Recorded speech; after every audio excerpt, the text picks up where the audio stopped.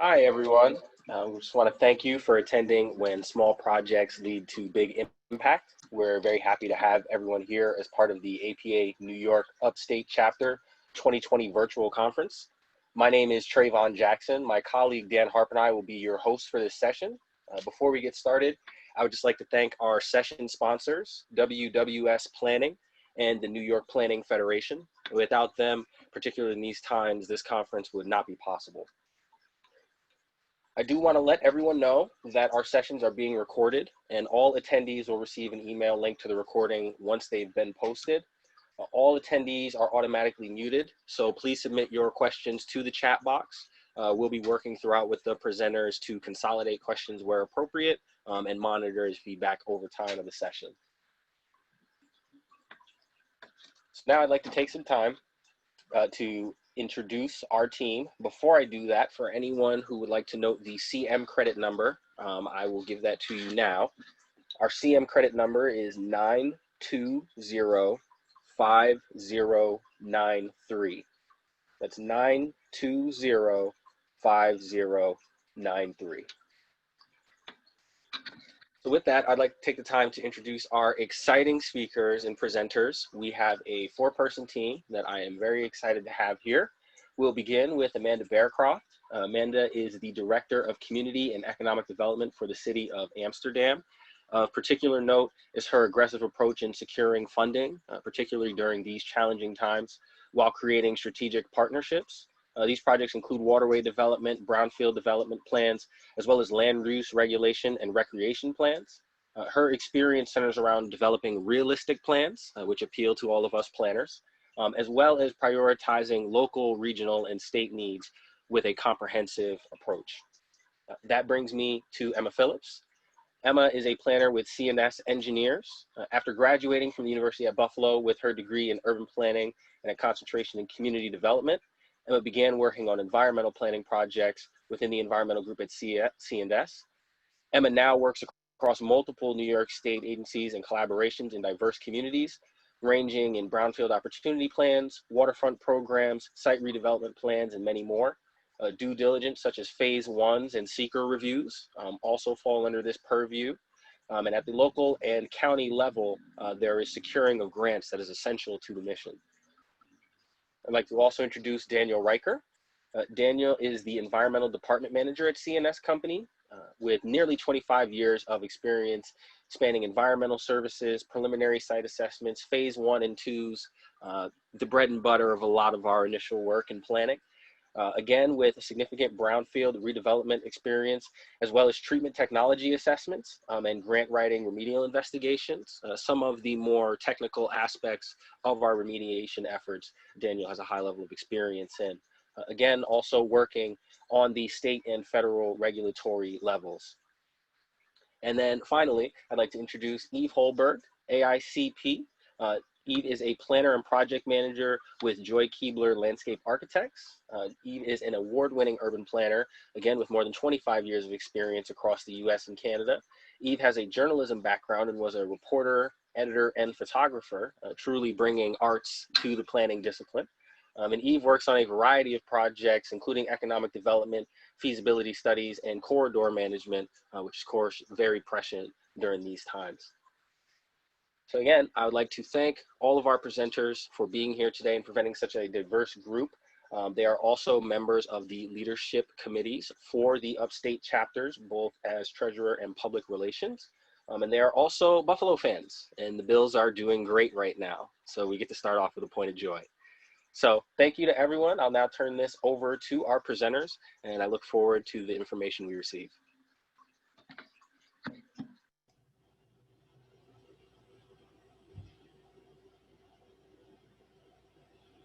All right, thank you everyone. Again, my name is Amanda Bearcroft. I'm the Director of Community and Economic Development with the City of Amsterdam. And I would just like to say thank you to all my fellow panelists.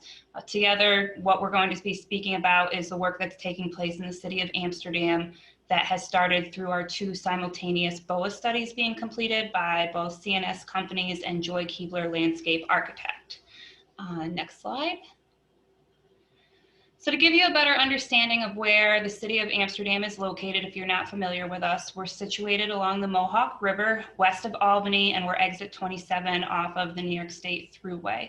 This makes us centrally located in a bypass for people traveling to Albany, the Adirondacks, and Saratoga. We normally always hear people saying, oh, we always stop at exit 27 and go up past some obscure place on 67 on our way to somewhere else. So we're very well known as a bypass for people.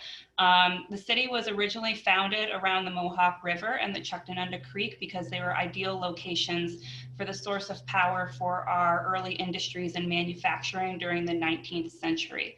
The Erie Canal also was constructed through the city's south side, bringing with it industrial growth opportunities for the area. You can see the picture on the left is an image of the city from 1881. During the 19th century, the city of Amsterdam emerged as a center for carpet manufacturing and tapestries, with the Sanford Mills becoming the largest carpet manufacturing facility in the world. All of this industry and manufacturing fueled growth up until around the 1940s. After that, many businesses relocated either down south or overseas, and they took that workforce with them or forced their employees to find work elsewhere, typically outside of the city of Amsterdam. Next slide. So during the 1970s and thereafter, we had a lot of urban renewal schemes dramatically alter the scale and character of our downtown. And this effectively changed the downtown from one that promoted pedestrian activity to one that catered almost entirely to the automobile.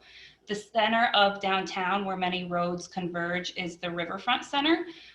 This shopping mall was once a thriving center of commerce that brought people to downtown, but now it's been almost completely converted to an office park.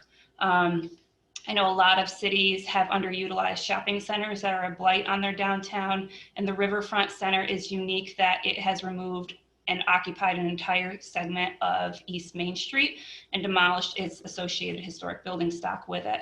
This effect was to isolate the remaining sections of East Main Street and effectively divided our downtown into an eastern and western half. We most commonly refer to it as a physical barrier between our east end that has kind of created this poverty and neighborhood on the east side of the city. You can see the image on the left is a picture of our downtown prior to this urban renewal efforts that constructed the Amsterdam Mall, and see what the actual block looked like coming off of the Mohawk River Bridge. So the building still remains in our downtown as a riverfront center, and it's roughly only at about 30% capacity at this point. Essentially, the downtown has been converted into a broad-based highway interchange where we handle a large volume of vehicles at a scale that is completely out of proportion to the size and character of this city. All these changes have resulted in a city without a clear center and a clear downtown. We've also gone from a population of roughly 50,000 residents in our heyday to currently having about a population of 18,000. So that has led to a lot of building stock and just vacant buildings throughout our downtown. Next slide. So after a period of slow decline, where the city began to focus on renewal efforts and really defining what the character of post-industrial Amsterdam is. So there have been a series of initiatives and plans created that have started to foster development ideas and opportunities for the downtown core. Some of these include the earlier efforts of the Downtown Via Pont District Revitalization Strategy, which was created in 2004.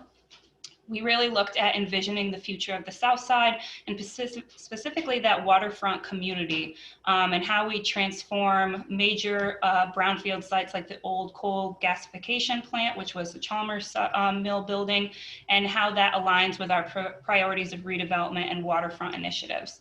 So following the study, the city started taking steps toward the implementation of the plan by utilizing state funds to improve streetscape and infrastructure, as well as building the MVGO pedestrian bridge, which opened up in 2016. We also created the Greater Amsterdam Opportunity Analysis in 2015, and this identified opportunities for not only the city of Amsterdam, but the town of Amsterdam and the town of Florida, so we could create that cohesive opportunity district between the entities. We received a designation of the Waterfront Heritage Area BOA, which comprised the south side and portions of the downtown core. And in preparation for new development and to create a more streamlined approach for investors, we updated our old and outdated zoning code in 2017. We preemptively wanted to add language that added to promoting mixed-use development, allow for multiple uses on one site just through site plan review, and abolished parking requirements in the downtown core.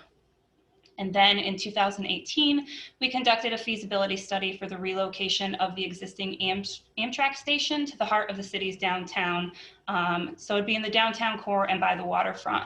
Our current existing facility is right on the western border of the city, and it's not conducive to growth, nor is it appealing to people that come into our municipality. So the proposed move would allow travelers to be immediately in the city's downtown and not on the outskirts. Next slide. So all of this planning and initiatives ended up eventually streamlining the city towards a state downtown revitalization initiative application. We are used to not taking no as an answer, and we were finally successful after 3 attempts as the Mohawk Valley recipient in 2018. Through that planning process, we had submitted roughly 20 projects to the state with about a $30 million investment, and it came back with the state funding 15 projects that would eventually cost $20 million to have to fruition, with our obvious goal of tripling that investment in the next 5 years. Through that process, we've already seen a lot of private investment opportunities and a lot of outside developer interest coming to the city. And we've really been able to foster better partnerships and relationships with our state and federal agencies. Next slide. At the same time that the DRI announcement was made, we received 2 grant awards to move forward 2 separate BOA studies. The East End BOA and the Northern Neighborhood BOA. Both of these studies were part of a larger preliminary planning effort that was completed in 2015. And both of these studies encompass large areas of land within the city. The Northern Neighborhoods BOA takes up about 400 acres and 40 sites, and the East End BOA takes up about 240 acres and 46 sites. And this is due in part to, again, our industrial past and how much these uses spread throughout the city to fully utilize the Erie Canal and the Chuctanunda Creek. So when putting out RFPs for the project, we wanted to make sure the consultant that we chose was familiar not only with the issues occurring in Rust Belt cities, but we really want to take advantage of the next steps so we can achieve more development opportunities and partnerships. And so we chose CNS Companies and Joy Keebler Landscape Architects as that team. And through our initial meetings with the consultant team and our steering committee, we decided to amend those boundary lines that were initially proposed in our BOA areas to actually have the 2 areas touching. So this would lead to a cohesion in how both BOAs operate and move forward, now having all 3 of our BOA areas connected within the city. We also wanted to treat each study area as their own mini comprehensive plan, since our existing plan for the city is from 2003 and it's severely outdated. This would help us adhere to each district's distinct identity. So in the East End area, it's bounded mostly by New York State Route 5 to the north, and then the CSX Amtrak Railroad and Mohawk River to the south. So it's a very distinct corridor to the east. It has numerous commercial uses along 5 with some scattered residential neighborhoods and then a cluster of commercial uses in the western section. This is also the city's gateway when coming from the east and is one of the least appealing sections of the city, with most of our buildings being vacant or blighted. And then with the Northern Neighborhood BOA, it includes so many of our significant existing and former industrial and manufacturing properties. These include the Mohasco Mill Complex, the former Sanford Carpet Mills, the Paper Mill, former Kellogg's and Miller Linseed Oil Factory, and the most prominent Five Corners vacant plaza that most people drive by on 67. And so having a clear vision for each separate district while also focusing on their similarities and connection, we're able to really determine what strategic sites we needed for each of these districts and how we could market that in the future. And so now I'm going to move this over to Dan Riker, who's going to talk about what exactly a brownfield is and the planning process for that. So thanks, Amanda. We wanted to talk a bit about the definition of a brownfield, and there's a number of definitions out there. The DEC in New York State has a very strict definition, and that's any site that's known to have contamination on it. But for planning purposes, it's better to use EPA's definition, where it may or may not have contamination, but the potential presence is known, and that plays a role in limiting development potential on those sites. So one of the keys there really is that it was a former use of the site or an adjacent use that created these concerns, and it could be an impact to soil, it could be impacts to groundwater. One of the newer concerns these days is impacts to indoor air. There's a number of spills that might be nearby but not at our site, where it's impacting the air quality within the building. But one of the key takeaways is it's either the presence or potential presence of contamination. So what are some brownfield sites? Normally people think of a big old manufacturing site, big old industrial site that's been dilapidated as a brownfield. Well, we want to make the definition as broad as possible, because there's funding available for anything that's called a brownfield site. So gas stations certainly are one, and gas stations are often located at critical intersections. So those are primary sites to be reused. Dry cleaners are another one. Dry cleaners use pretty nasty chemicals. They often store those in underground storage tanks. So those are certainly concerns. Commercial sites, railroad properties, and another one that I didn't list is a fill site. So there may be a site that has known piles of fill on there where it's not known where that material is from. That may be contaminated. To be a little more creative, there may be residential units that were knocked down at some point, the basements were filled in. We don't know what material was used to fill that in. So that would be considered a brownfield site too. And the reason to be so broad is that developers these days love to find brownfield sites, because the tax credits for redeveloping brownfield sites are tremendous. So the impacts of brownfields, there are myriad impacts. So not only are there threats to human health and the environment from the chemicals themselves, they're also a form of, they're attractive nuisances for nearby kids. Kids love to play at these sites, and they can be hurt at those. The blight decreases not only the property of that, the value of that property, but properties nearby. So it decreases the value of the entire neighborhood. And then a lot of people in the community see these properties as things that were once thriving. And every day they see these, they think of what the city used to be or what the community used to be. And it drags down how people perceive the community. And overall, it just decreases the quality of life. So as planners, one of our primary goals is to help our communities see brownfields in a different light. As I said, a lot of the residents see these properties as what they once were. They don't see them as what they are now, and they certainly don't see them as what they could be. So it's our job to change their perspective, show them that these are actually assets, and we can certainly embrace the history. A lot of these buildings have amazing histories, but they can have amazing futures as well. So really, we want to show them and hammer home every time we can that these are great opportunities. There's a lot of potential in these, and the potentials for not just redevelopment, but increasing the tax base, increasing jobs, providing fantastic residential space. And all of this leads to revitalization of the community. So brownfields are absolutely critical to any community in the Northeast. At this point, I think. Yeah. Oh, thanks, Dan. I'm going to talk a little bit about what brownfield planning is, because the term is thrown around a lot, but the specifics really aren't talked about. brownfield itself, like Dan said, has a pretty negative connotation, but it can lead to some pretty big impacts. And that's why we're here today. The first of that being really building community consensus around those sites and what they were, and then what they can be reimagined to be.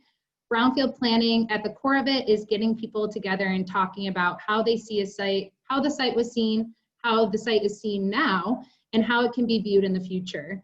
And another part of brownfield planning is looking at an inventory and analysis of portion of the community, like Amanda said, like almost like a mini comprehensive plan, or the entire community if the community is small enough, like a village. So that's looking at your zoning, your land use, natural resources in the area, available recreation, and then transportation. And then that can be used for a lot of different things, including grant applications, CFA grants, or updating a comprehensive plan. So not only is it brownfield planning, but it's overall general planning as well. What brownfield planning does as well is it establishes a vision. So like I was saying before, we establish a vision, and then you talk about your goals for that area. So what do you really want to happen within the BOA? And then how do you use strategies to make those things happen? And so BOA plans are typically, should be looked at as a toolkit. So you can take it off the shelf and you can go through it if a developer or someone from the community approaches you about the site, and you can take steps on how to redevelop that brownfield in a meaningful way that's also community backed. So it is not meant to be a plan that sits on the shelf like many of us always talk about. We don't want to create those types of plans. It's quite the opposite, and it should be used actively in day-to-day activities throughout planning. Another thing that it does is provide conceptual designs to move certain projects forward. So a lot of plans don't have conceptual designs included in that, but BOAs typically do. And this is helpful with the reimagining process, because once you see something in a certain light for so long, it's hard to see it as something else. But once you get those conceptual designs behind it, or using precedent images from maybe other brownfield communities or other communities in the United States, it really allows the community or developers to see it in a different way. And then they want to take that approach and move it forward. And then, of course, like many plans, it starts new community partnerships. So BOAs typically have steering committees, but they also reach out to people in the community or even outside the community to receive assistance, ideas, do interviews, certain things like that. So a community partnership that I want to talk about that happened with Amsterdam is Bargain Grocer in Utica. And I don't know if anyone on here is from the Utica area, but something that Amsterdam is severely lacking within the city is a local grocery store. It could be a food desert, if that's the term that we're using, but it's very, very hard to access fresh produce in the city of Amsterdam. Bargain Grocer in Utica was in the same position, but now they're not, by starting up a nonprofit grocery store right in the middle of their city that's really, really accessible. It's super low price, and they accept food stamps there. And they also work with the government to make sure that whatever they're putting on their shelves can be used with food stamps. So that's just an example of a small partnership that kind of acts as a mentorship for different communities. Another thing that brownfield planning does is it starts other initiatives, and it leads to grant writing that can lead to phase 1 and phase 2 environmental site assessments, a multi-purpose grant, or a mediation grant through the EPA. The EPA requests applications every single year for different types of brownfield grants. And like I said, they can be used for phase 1s, phase 2s, to see what's going on at that site, see the history of it, and then even a phase 2 to actually start digging, see what kind of contamination is present, and then see if it's possible to be in the BCP. Like Dan touched upon, the brownfield cleanup program is very, very popular in New York State today. Developers want contamination because that means that they can get those tax credits to make development happen where they typically wouldn't be able to in the past. So EPA grant applications are great for brownfield communities especially, because like I said before, that inventory and that brownfield inventory is really, really helpful for EPA applications. It shows that they've already done the due diligence in the planning and the community outreach, and they're set and ready to go for phase 1 and phase 2 environmental.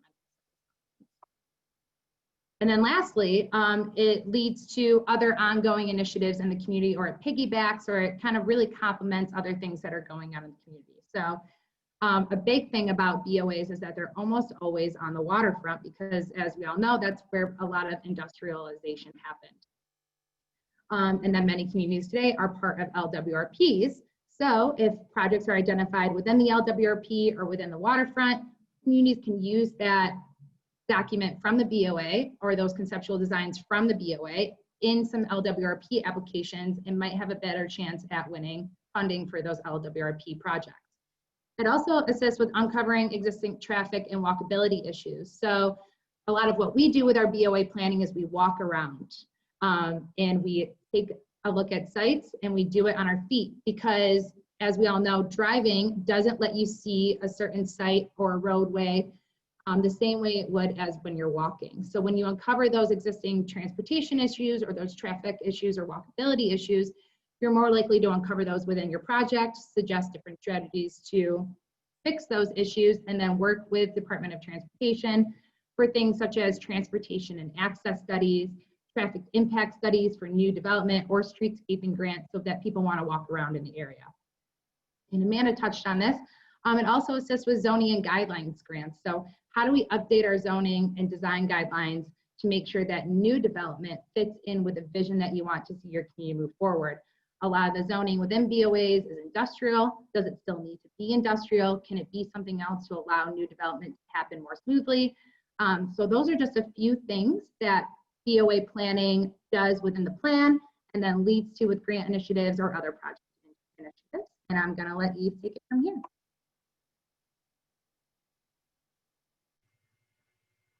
Thank you so much, Emma. I'd like to talk a little bit about some of the potential, some more of the potential specific to Amsterdam that we've come up with as part of the BOAs, the 2 BOAs. Of course, Amanda talked about how many sites in each of the BOAs. Each of those sites is potentially a strategic site for the community, but at some point we have to sift through them, working with the community, working with the economic and market analysis and the brownfield analysis, and pick some that are strategic sites that will be supported by the community and that have real potential for moving forward.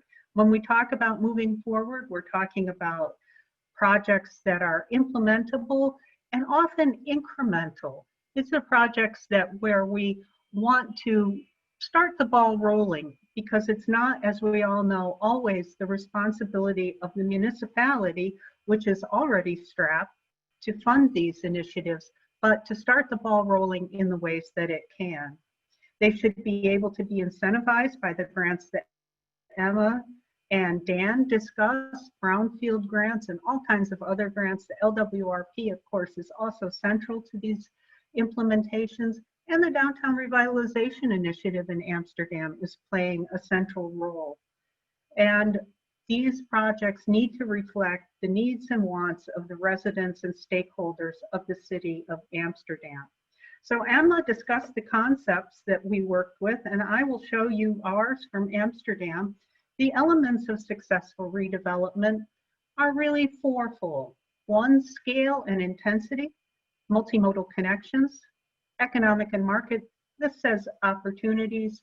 I think realities is a better term, and a stunning public realm. Next slide, please.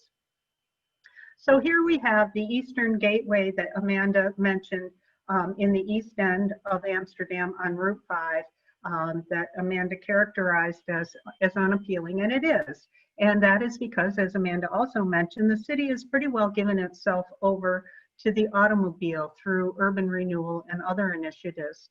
The existing condition pictured here is the Eastern Gateway. It's characterized by monumental scale, dominated by automobiles, lacking in multimodal access, lacking any gateway or arrival features. Nothing tells you, hi, we're in Amsterdam, this is special.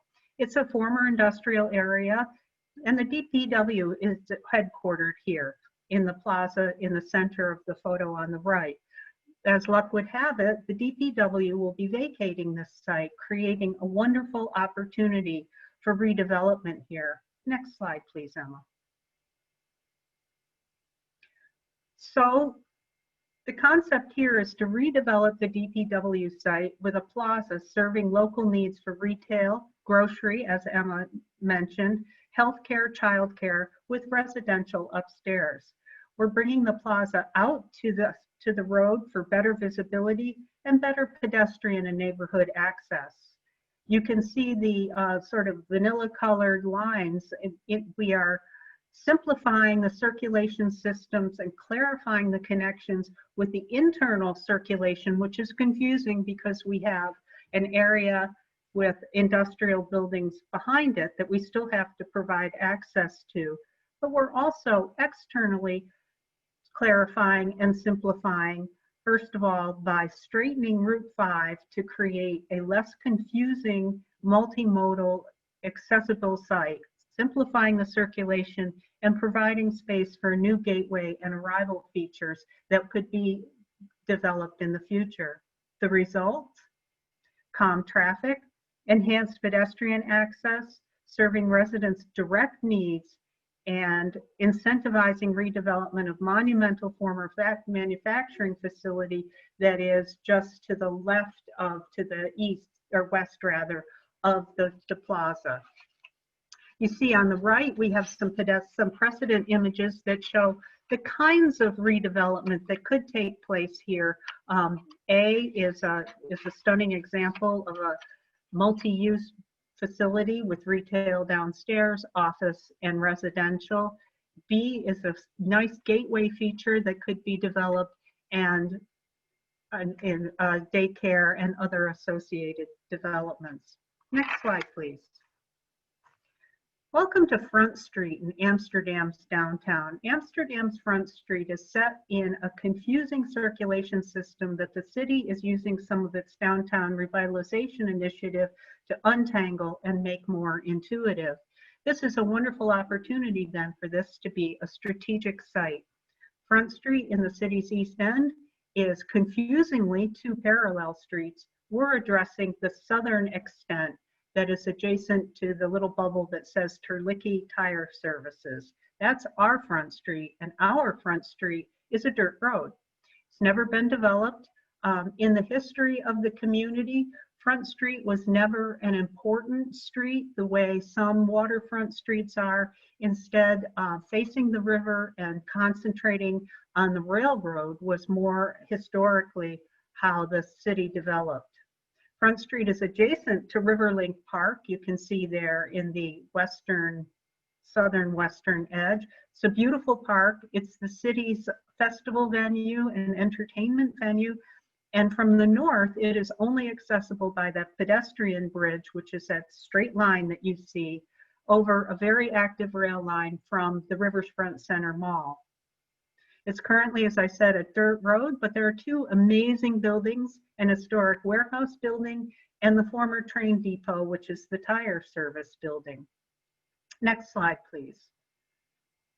The opportunity for Front Street is to build on the city's commitment to untangle the access and circulation systems.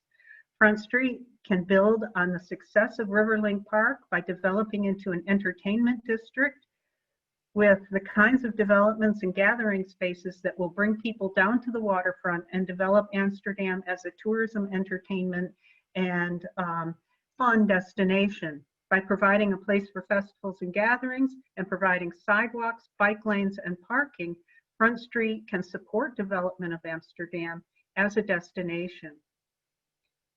A midpoint break in the pedestrian bridge, which you see as you go north and toward that bridge, if we can develop a midpoint break in that pedestrian bridge, we can provide access to Riverlink Park, alleviating what turns out to be a good deal of frustration over access to Riverlink Park from the north, as I mentioned, only available from the mall. You can see the precedent images. Everybody loves a waterfront community that is bustling and twinkle lights and views of the river. There's not much that we can do to resolve the fact that that very busy rail line separating Riverlink Park from Front Street is not going to facilitate at-grade crossings, but we can still have views to the river and we can still be a waterfront entertainment district as we work on accessibility to Riverlink Park and making it a fun place that people want to be providing access and, importantly, parking for the area. Next slide, please. Switching now to the northern neighborhoods, brownfield opportunity areas, let's talk about economic and market realities. This area is called Five Corners because of the number of streets that feed into it. If you've ever driven through Amsterdam to the Adirondacks, as Amanda mentioned, you may recognize this area, but on the other hand, you may not, because the traffic is so confusing. It's not that big in terms of volume, but there's so much going on. It's called Five Corners for a reason. That you really can't take your eyes off the road.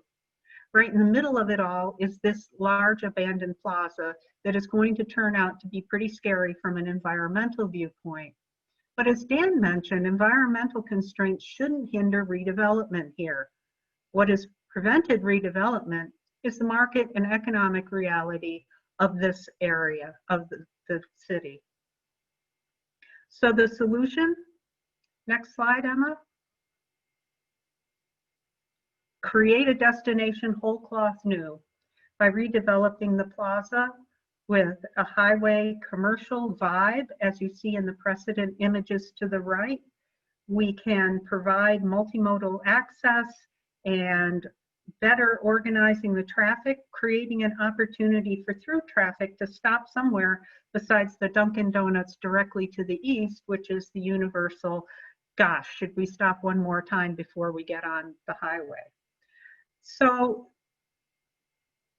to the north, we have an abandoned paper mill that's adjacent to the Chuctanunda Creek, historic creek, the creek that always gives to the community. It's the creek that was the powered the mills that built Amsterdam, and is now becoming a real destination with a beautiful trail that goes all the way through the community. So we can build on access to the creek and take that land and make a multi-purpose, beautiful residential and commercial area. And notice the little winding path that goes from that new area, new residential and commercial area, to the reimagined plaza. Emma mentioned bargain grocers. I think we all think of that plaza as maybe having the new bargain grocers in it. But we also noticed as we walked around, and Emma mentioned how important it is for us to get out there and walk around, we also noticed that there were a lot of guerrilla thoroughfares, that is, paths that have been worn in by people walking through the area. And there's no pedestrian access on that north-south thoroughfare. It's called Forest Avenue at the current time, and the sight lines are a little troubling there. And so we thought by providing multimodal access to the future residential area, between the future residential area and the redeveloped plaza, that we would be doing a favor and opening up additional access to the creek. Again, it's not a huge, well, on a summer afternoon going from or to the Adirondacks, traffic volumes get quite high. It's not an overwhelming traffic volume, but it is so confusing. You see in the bottom center, we depict a roundabout. Not sure how DOT is going to feel about that, but we depict a roundabout there. Either way, there needs to be something that clarifies the traffic situation in this area. Emma, next slide, please. The last I'd like to discuss is an amazing public realm. It is truly important to provide an amazing public realm, and that's part of the function of the rezoning that the city is working on through its downtown revitalization initiative. And we're hoping that in the future, some of the things that it learns from rezoning in the downtown and design guidelines for the public realm can be transferred to other areas of the city, and specifically here in Rockton. Welcome to Rockton Gateway in the northern neighborhoods. Rockton is one of Amsterdam's oldest and proudest neighborhoods. It was a separate village before being annexed into the city in 1901. And like the rest of the city, Rockton was once a manufacturing center. The difference here is that the main mill complex burned in a series of fires, leaving a tremendous development opportunity, which is that wide open space in the center left of the photo on the right, and depicted in the photo, or rather on the left, and depicted in the photo on the right, where you can see a magnificent view of the Mohawk Valley.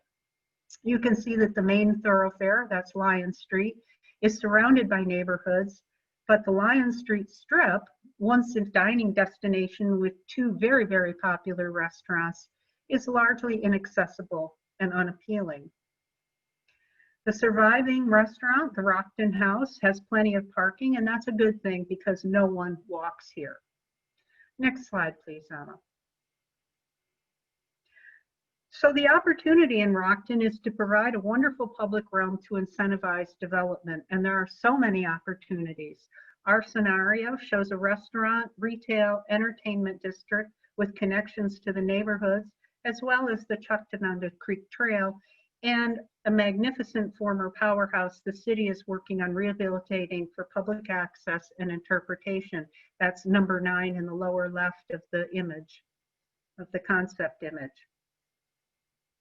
The area where the mill stood, see the number 7 if you can, it will be used, could be used as a public gathering space until a developer comes along to develop it. It should not be dedicated as a public park because like all communities, we can't stand to take more land off the tax rolls, but in a guerrilla sense, we can use it for a public space until it redevelops. The vanilla colored line on the Lion Street corridor shows from end to end, the corridor just needs a facelift throughout. And you see some of the images on the right, but to the west end of Lion Street, we need to clear out a whole lot of overgrown vegetation and open it up. The little area of in the center that shows the little smaller retail and entertainment opportunities includes possibly more restaurants, retail, and it's on a spot, really actually a beautiful spot, again overlooking the Mohawk Valley, that is currently vacated. It was a light display, a charity light display in Christmas time. We show a bridge from parking over to that area, a dog park, and other amenities for the community. So you see that when we use these concepts to show what our strategic sites could be, it's a way of bringing people from the past through to the future.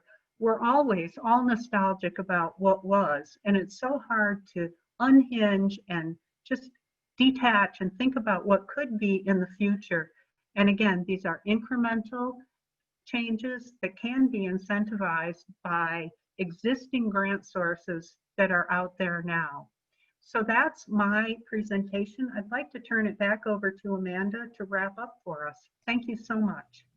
Thanks, Eve. So just to talk about some of the ongoing progress that we're seeing right now, with everything happening, we're constantly trying to continue moving things forward. I know it's a little hard right now with issues with the state and getting funding, but we're actively working on moving forward guidelines and doing that through a form-based code initiative. So right now the city is working with Bergman on creating a form-based code, which was part of our DRI project. That's focused on the downtown core, but that will be able to make us more marketable and favorable for developers to come in because they know what they're getting. And it's really just going to start hinging that whole permitting process into a much easier, streamlined approach. Eve had also mentioned that the current DPW building over on the east side of the city, that is currently moving operations to the barn behind it, which leaves us opportunities with that existing old building, which is kind of falling down, to possibly demo it and build new developments in that gateway area, working with DOT on restructuring that roadway as well. We've also had some interest from outside developers and for affordable housing. And so we have a large 62-unit affordable housing project going in on the East Main corridor as well right now, as well as some interest from some other agencies throughout the city because of this BOA process. Our partnerships with DOT is really great, and not only are we looking at locations like the East End, we have brought up the possibility of doing a roundabout with them on the northern neighborhood over by Five Corners, as well as they are doing an almost $6 million project that they had applied for through the CMAQ grant funding to restructure our whole northern portion of Route 5, since that is now going to be our main thoroughfare into the city. So their partnership has been wonderful, and they're really helping us out with a lot of road upgrades and getting rid of a lot of redundant circulation within the city. And then we also have really established a wonderful relationship with DEC and EPA because of these two studies going on. Although we don't have a BOA currently in the west end of the city, which I would love to have, we do have some larger industrial building stock out that way as well that are really falling into disrepair. And through this process with CNS companies and Joy Keebler, they were able to kind of forge this partnership between DEC and EPA to help us start the process on one of these large buildings out west, which was an old brewery back in the day. And then it was a kind of like a machine shop and service center. But they had just removed yesterday, actually, 176 drums that had hazardous material in it from that building. And that was a process we were working on with them since February. So that's very exciting, and starting that process of now we can market that site and move forward with potentially a phase 2 study. So overall, just in this short amount of time of working on these 2 studies, we really have seen so much progress, and are just really excited on what the next steps are for the City of Amsterdam. So.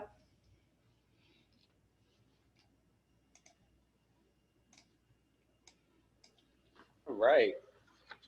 So thank you so much. I know that there are some questions in the chat. I just want to take this time to again thank our presenters for such an informative presentation. There are a lot of different strategies and ideas that were discussed. So I want to leave time for additional questions. So I don't know, Emma or Amanda, if you want to start with the chat questions, and then if anything else comes in as we go through, keep it moving forward from there.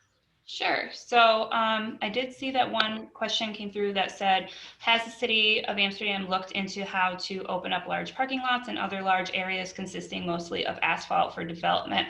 What percentage of the overall downtown area consists of parking and streets? So through our DRI process and the consultant that we had, they had determined that it was something ridiculous, like 75% of our downtown core is paved and asphalt and gray, which is so high. And so part of the DRI projects that we submitted was looking at how we remediate that and how we redevelop these sites, not only with the Chuckton Trail, which is a great resource, but how do we also bring back other green initiatives into our downtown. And part of that as well is working with our form-based code and really figuring out site-specific guidelines for infill development and just rehabs and what that garners in terms of now plantings and making sure there's enough green on these sites. So that's something that we're slowly will start implementing. It's not obviously something we can do overnight, but as we have these developments and these projects move forward, we're actively looking at how to get away of a lot of this asphalt that's in our downtown. Another question was, could you give me any more details on the plans for Amsterdam on the south bank of the Mohawk? How will you improve the connective tissue so that both banks feel more connected? So that's something we've actively been trying to remediate as well. It's very hard because the south side has always been this very tight-knit and secluded community just because of the access, and you can really only get to it through an off-ramp off of the river bridge or through some side streets going up to 5S. So it is very much secluded. And one of the things we were looking at and attempting to apply funding for was to create another pedestrian connector that would go from the north side of the MVGO bridge to downtown Main Street and really make that connection. Because if you've ever been on the MVGO, to get to Main Street right now, you have to walk through Riverlink Park and go up this set of stairs or an elevator and then over the Riverfront Center and then back down to Main Street. And it's just not conducive for pedestrian access. So to make that feel more connected, that's something we're actively trying to apply for through federal funding, which again is hard at this time, but also working with DOT on what options we have to do that. So just like everything, it's not something quick that we can install. We were looking at like a $5.5 million project, which was something we looked at through the DRI, which obviously wasn't funded because it would have taken up a good chunk of our money, but it is something that we're actively trying to get funded through grant initiatives. And is there a bicycle master plan in the works for Amsterdam? Currently, we don't specifically have a plan to do a bicycle master plan. Through the multimodal study, we initiated and determined that we have terrible multimodal access to our downtown.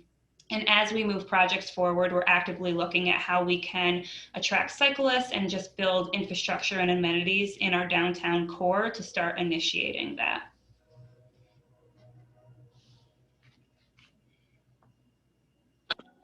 That is excellent. Excellent information. I see no other questions in our Q&A. I believe there's some other information coming in the chat. It looks like some good feedback on the answers.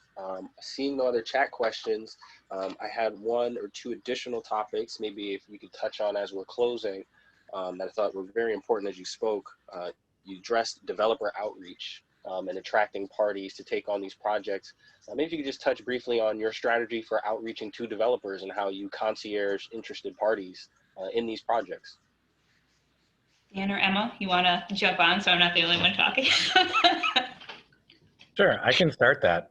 So during the BOA process, we were learning from the community what they were looking for. And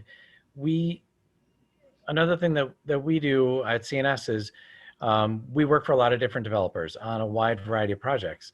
So, and one thing they like is when we bring projects to them.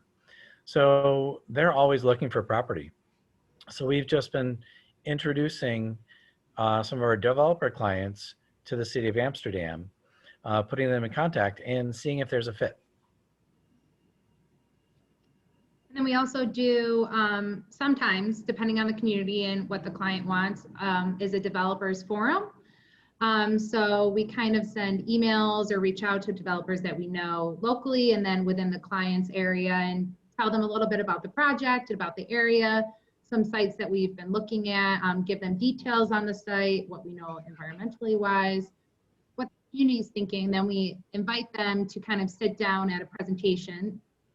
Now it would be virtual, but it used to be in person, and we would present about the BC. We would do basically what we just did now, talk about the BCP, the BOA, the EPA, and then we would take them on a site tour to actually look at the sites and see it directly. And then that way they get face-to-face interaction with us, but also whoever the client is, and then they can build relationships with the client as well. So they really start their foundation with trust and knowing what each other wants. This is sometimes tricky though, because sometimes developers do not want other developers to know what they're doing. So sometimes that's an issue with attendance, but we've had good attendance with something like that in the past, and that's something that can always be done in the future, regardless if you have a BOA. And I'd just like to chime in and say one of the important things about a brownfield opportunity area nomination study is that it should be a document, a cohesive, coherent document that is something that the city can distribute to anybody who's interested. Developers want to work with communities who know what they want. We know that. And if the community can't articulate it through a plan or through somebody who's so articulate like Amanda, then it's really, really hard for them to market their strategic sites. Through this process, we've been very deliberate to gather the public's input. So we believe that the sites and the projects that we've identified are the ones that the public will support, which is really, really important as you move into the development phase. And we've worked on a document that shows as well as tells. And I think that that's really important as an editor and writer myself. That's, I think, key to part of the success of a BOA study. Absolutely. I thank you, and I thank you for tying into the conceptual imagery. That was actually my second point that I wanted to highlight. So I thank you for preempting that, and definitely appreciate the art and the insight that all of you have brought to the process. Seeing no other questions in the chat, I'd like to give a final opportunity for anyone to make comments, but seeing none, I'd happily give the panelists a last word if they'd like to have one, and then we can prepare to end and hopefully see everyone at another session. So panelists, if you'd like to have the last word. I just want to say thank you very much, and we're very excited for all of the work that's happening in the City of Amsterdam. And if anyone would like to connect after this, feel free to always shoot me an email or give me a call, message me on LinkedIn. We'd love to talk about opportunities in the city.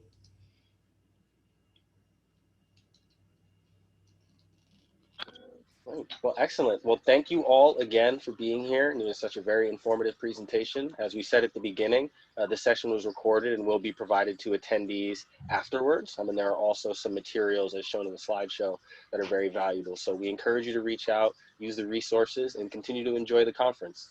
I'd like to thank everyone for their time. And with that, we will close for the day.